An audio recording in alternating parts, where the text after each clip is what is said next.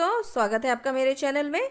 तो आज का हमारा टॉपिक है प्रॉफिट एंड लॉस। तो चलिए वीडियो को शुरू करते हैं।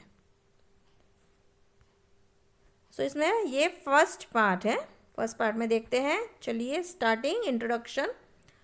व्हाट आई शैल लर्न, इस चैप्टर में हम क्या पढ़ेंगे? टू फाइंड प्रॉफिट और प्रॉफिट परसेंटेज एंड लॉस और लॉस परसेंटेज।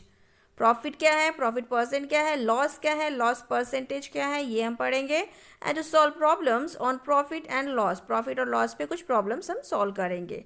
तो चलिए शुरू करते हैं। Cost price is the price at which the goods are purchased from the wholesaler और producer. It is written as CP। तो कॉस्ट प्राइस क्या है? कॉस्ट प्राइस वो दाम है चीज़ों का, जो चीज़ हम किसी होलसेलर से या किसी प्रोड्यूसर से खरीद रहे हैं। जैसे कि हम अगर कुछ सामान खरीद रहे हैं दुकानदार से, तो वो हो जाएगा हमारा कॉस्ट प्राइस। तो उसको हम लिखेंगे CP से। C मतलब कॉस्ट और P मतलब प्राइस। तो ये हो गया कॉस्ट प्राइस। या समझ लीजिए हमने किसान से उसका अनाज खरीदा है, तो किसान क्या हो गया? वो प्रोड्यूसर हो गया। उससे हमने क्या किया है? अनाज लिया है, खरीदा है। तो हम खरीदते वक्त जितने पैसे उसको देंगे वो हो जाएगा हमारा कॉस्ट प्राइस। जैसे कोई फैक्ट्री से हमने सामान खरीदा है, तो वो सामान खरीदते वक्त हम जब उसको जो पैसे देकर हम सामान लेंगे, उस पैसे को कहते हैं कॉस्ट प्राइस, क्योंकि हमने उसको खरीदा है। तो वो हो गया cost price. Now overhead expenses. What is overhead expenses? Overhead expenses are the expenses incurred during buying and selling. तो जब हम कुछ खरीदते हैं तो उसमें जो एक्स्ट्रा पैसा हमें लगता है, फॉर एग्जांपल हमने मान लीजिए एक दुकान से सामान खरीदा और उसको हम घर लाए, बहुत सारा सामान खरीदा हमने। तो हम मान लीजिए उसको हमने ऑटो में डाल के सामान घर तक लाया, तो ऑटो का जो किराया होता है वो हो जाता है हमारा ओवरहेड एक्सपेंसेस। ठीक है। फॉर एग्जाम्पल किसी ने एक स्टेट से दूसरे स्टेट में कुछ सामान मंगवाया है, कुछ सामान खरीद के वो एक स्टेट से दूसरे स्टेट ले जा रहा है, तो वो ट्रक का यूज़ करेगा। तो वो ट्रक का जो पैसा लगेगा उसको, वो आ जाएगा ओवरहेड एक्सपेंसेस में। ठीक है। दिस इंक्लूड्स ट्रांसपोर्टेशन, ये ट्रांसपोर्टेशन में होगा, packing, rent, labour, fuel and are added to the cost price. तो उसमें क्या क्या आएगा? ट्रांसपोर्टेशन, जैसे मैंने कहा ऑटो या ट्रक जो भी हम यूज़ करेंगे, उसके किराया जो लगेगा वो आ जाएगा इसमें ओवरहेड एक्सपेंसेस में। देन पैकिंग, उसको पैक कराने में, अगर मान लीजिए बहुत जैसे कोई ग्लासेस है, कांच का सामान है या बहुत एक्सपेंसिव सामान है जो टूटने का खतरा है, तो उसको हम अच्छे से पैकिंग, थर्माकोल से पैकिंग वैकिंग करके ले जाते हैं। तो वो पैकिंग में जो खर्चा आएगा, प्लस रेंट, किराए में जो खर्चा आएगा, लेबर मतलब जो मज़दूर उसको उठा के ट्रक में लोड करेगा और जो वापस ट्रक से उतार के आपके गोडाउन में अगर लोड कर रहा है, तो वो लेबर का खर्चा। देन फ्यूल, जो ट्रक में जो फ्यूल डाला है हमने, पेट्रोल डीजल, वो उसका खर्चा। तो ये सारे जो खर्चे हैं, ये सारे खर्चे को हम कहते हैं ओवरहेड एक्सपेंसेस। और ये किस में ऐड होगा? ये आपके कॉस्ट प्राइस में ऐड होगा, क्योंकि आपने जब कोई चीज़ खरीदा है तो ये एक्स्ट्रा चीज़ आपने उसमें ऐड करके उसको आपने अपने घर तक या अपने गोडाउन तक उसको लाया है। तो ये सारा जो overhead expenses plus cost price, ये दोनों पैसा किस में जाएगा? आपके कॉस्ट प्राइस में ही जाएगा, ऐड होगा। Thus, actual or total cost of the sum of the cost price and the overhead expenses put together. इसीलिए हमारा जो टोटल कॉस्ट होगा, जो टोटल कॉस्ट प्राइस होगा, वो cost price plus overhead expenses होगा। इसमें दोनों ऐड करके हम उसको पकड़ेंगे कॉस्ट प्राइस में।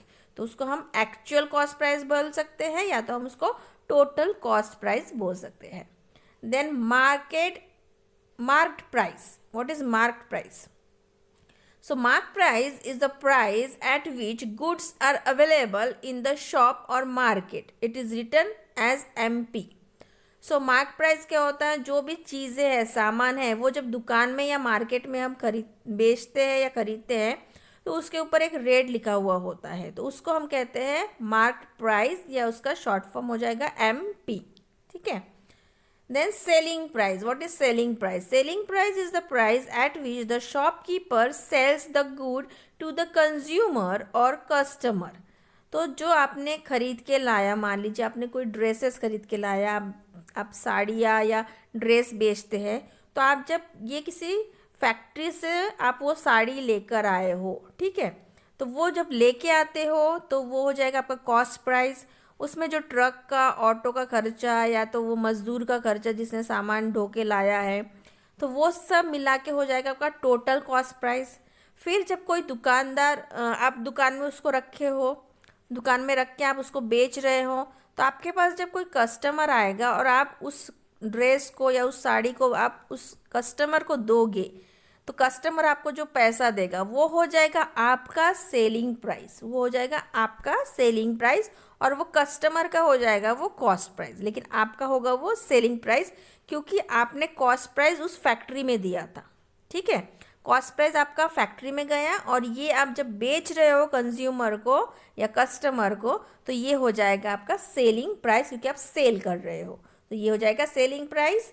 सेलिंग प्राइस में be different from the marked price.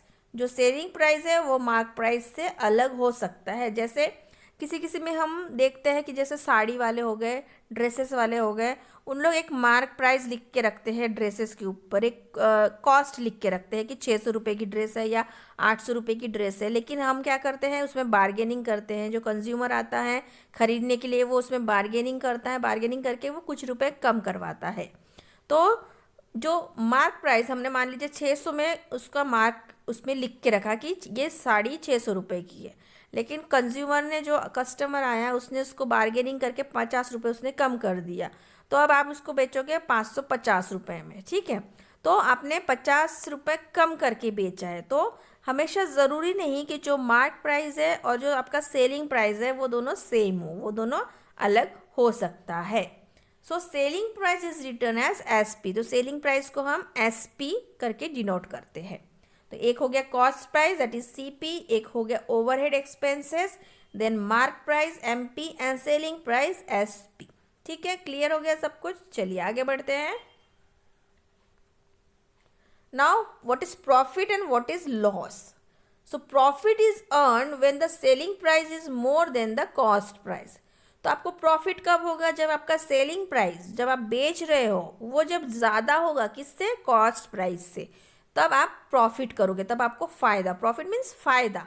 तो आपको कब फ़ायदा होगा, जब आप सेलिंग प्राइस ज़्यादा में बेचोगे, जितना कंपेयर में आपने जितने पैसे में आपके ख़रीदा उससे ज़्यादा पैसे में जब आप कंज्यूमर को बेचोगे, तब आपको प्रॉफिट मिलेगा। तो प्रॉफिट कब मिलता है, जब SP माइनस CP करते हैं हम, तो हमको हमारा कितना प्रॉफिट मिल रहा है वो हमें फाइंड आउट हो जाता है।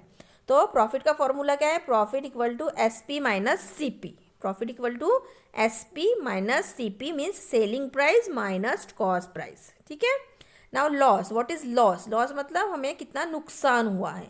So loss is incurred when the selling price is less than the cost price. तो लॉस कैसे हम फाइंड आउट करते हैं, जब सेलिंग प्राइस क्या होता है, कम होता है, किससे, कॉस्ट प्राइस से। आपने जितने दाम में खरीद के लाया है उससे कम दाम में अगर आप बेचते हो कोई चीज़, तब आपको लॉस हो जाता है, तब आपको लॉस हो जाता है। तो लॉस को फाइंड आउट करने का फॉर्मूला क्या है, loss equal to CP minus SP। CP minus SP means cost price minus selling price equal to loss. ठीक है।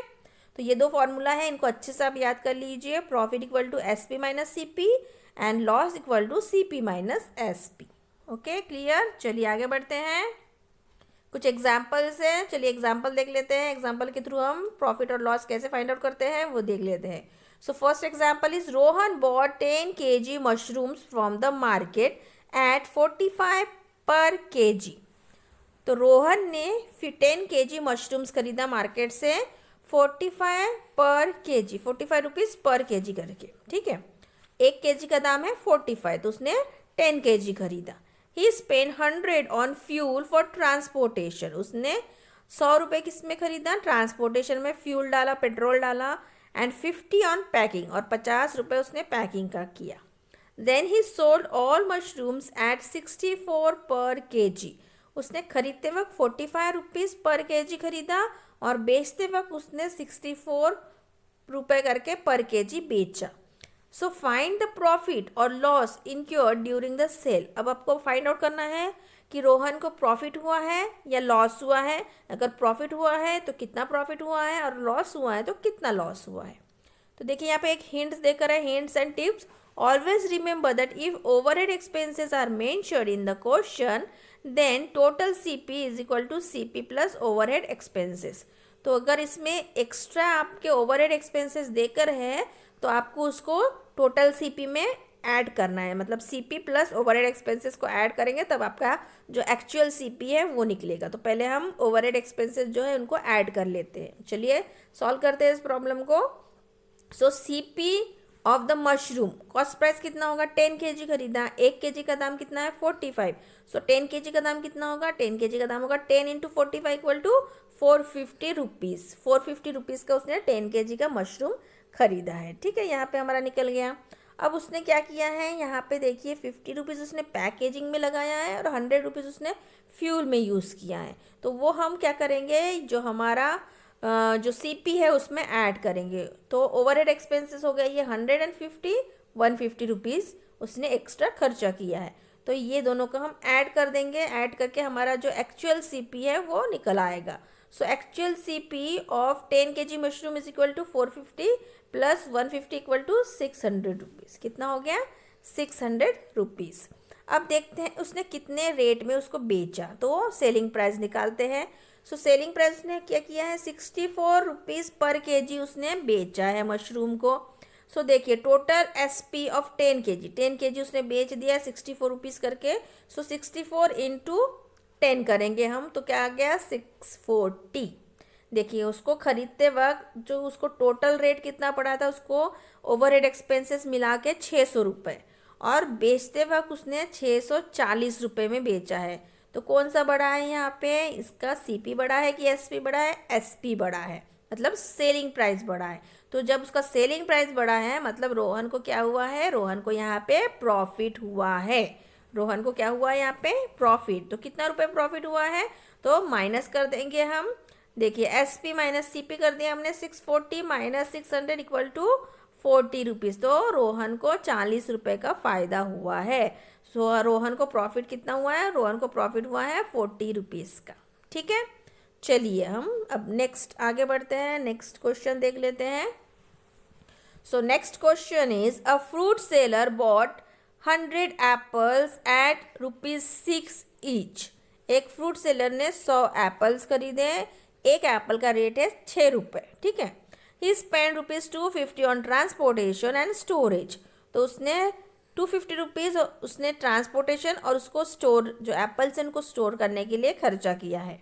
ठीक है, ये हो गया overhead expenses. He sold all the apples of ₹800, और उसने सारे जो एप्पल्स थे 100 एप्पल्स 800 रुपये में बेच दिए हैं। फाइंड द प्रॉफिट और loss incurred by the fruit seller. तो अब हम फाइंड आउट करेंगे कि जो फ्रूट सेलर है उसको प्रॉफिट हुआ है या लॉस हुआ है। अगर प्रॉफिट हुआ है तो कितना प्रॉफिट, या लॉस हुआ है तो कितना लॉस हुआ है। तो चलिए फाइंड आउट करते हैं। So cost of 100 apples, 100 Apple का पहले हम कॉस्ट निकाल लेते हैं। तो एक एप्पल का दाम है 6 रुपये, तो 100 एप्पल का क्या रेट होगा, 100 एप्पल इंटू 100 इंटू 6 हो जाएगा 600 रुपीज़। मतलब जो 100 एप्पल्स का रेट है 600 रुपये। अब उसको ओवरहेड एक्सपेंसेस लगाए ट्रांसपोर्टेशन एंड स्टोरेज में 250 रुपीज़, तो उसको हम ऐड कर देंगे इस सीपी में। तो सीपी में जब ऐड करेंगे तो टोटल सीपी हमारा हो जाएगा 850 रुपीज़। टोटल कितना हो जाएगा 850 रुपीज़, मतलब वो एप्पल का रेट प्लस ओवरहेड एक्सपेंसेस दोनों को ऐड कर दिया हमने, तो हमारा आ गया 850 रुपीज़। अब हम देखिए उस एप्पल जो फ्रूट सेलर है उसने 800 रुपये में सारे एप्पल सोल्ड कर दिए। सो सारे एप्पल 800 में उसने सोल्ड कर दिया, बेच दिया, मतलब उसका सेलिंग प्राइस कितना हो गया, सेलिंग प्राइस हो गया 800, कॉस्ट प्राइस हो गया उसका 850, मतलब कॉस्ट प्राइस ज़्यादा है as compare to selling price. मतलब यहाँ पे उसको क्या हो रहा है, यहाँ पे उसको डायरेक्टली लॉस दिख रहा है। कितने रुपीज़ का लॉस, सो 850 माइनस 800 करेंगे तो हमको मिल जाएगा 50 रुपीज़। तो जो फ्रूट सेलर है उसको लॉस हो रहा है, कितने का लॉस हो रहा है, 50 रुपीज़ का लॉस हो रहा है। तो जहाँ पे सीपी बड़ा होगा एसपी से तो वहाँ लॉस होगा, और जहाँ पे एसपी बड़ा होगा सीपी से वहाँ पे प्रॉफिट होगा। ठीक है, चलिए यहाँ पे हमने 2 एग्जाम्पल देख लिया है, एक में प्रॉफिट हुआ है, एक में लॉस हुआ है। तो ये बहुत ही आसान है सॉल्व करना। ये कुछ एग्जाम्पल्स देकर है। एक्सरसाइज 8.1 5 क्वेश्चंस है, अच्छे से आप देख लीजिए, इसका स्क्रीनशॉट ले लीजिए, इसको सॉल्व करने की कोशिश कीजिए। अगर कहीं पे भी कोई भी डाउट है तो मुझे कमेंट बॉक्स में लिख के बताइए, मैं उनको सॉल्व करने की पूरी कोशिश करूँगी। ये वीडियो मैं यहीं पे ख़त्म करती हूँ। इसका पार्ट 2 मैं जल्दी ही लाऊंगी, उसमें हम देखेंगे प्रॉफिट परसेंट और लॉस परसेंट कैसे फाइंड आउट करते हैं, उसके फॉर्मूलाज क्या है। तो मिलते हैं नेक्स्ट वीडियो में। अगर वीडियो पसंद आया तो लाइक कर दीजिए, इसको शेयर कर लीजिए और मेरे चैनल को सब्सक्राइब कर लीजिए। मिलते हैं नेक्स्ट वीडियो में। Till then bye bye.